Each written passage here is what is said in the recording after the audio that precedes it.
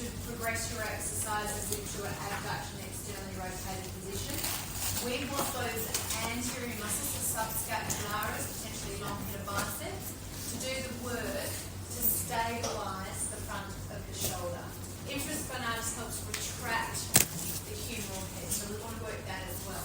And remember how we were talking about if you do row type exercises, that stimulates the subscapularis because it's stabilising the anterior shoulder. So that's really important, particularly in the anterior instability scenario. If we're talking about posterior instability, obviously we're going into those types of positions.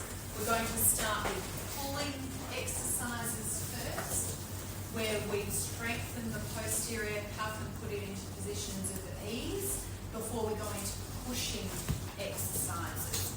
And when you're thinking about the mechanism of injury, particularly for posterior instability, weight bearing through the arm then pushes the humeral head posteriorly, right? So you're going to avoid those exercises in the early stages. Or you might then think about weight bearing but in external rotation as you start to introduce it before you progress to internal rotation positions. So thinking about what is safe and the most stable for the joint and introducing exercise appropriately staged. And multi-directional, obviously you're looking at the whole thing. And deltoid over the top needs to be nice and strong too. We want the control muscles underneath to hold the rotator cuff. They're the ones that are right on there and intimately related to the joint.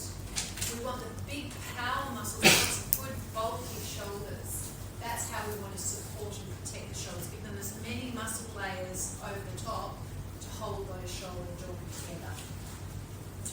So for beginning, remember you've got an uninjured rotator cuff. Get it going as soon as you can.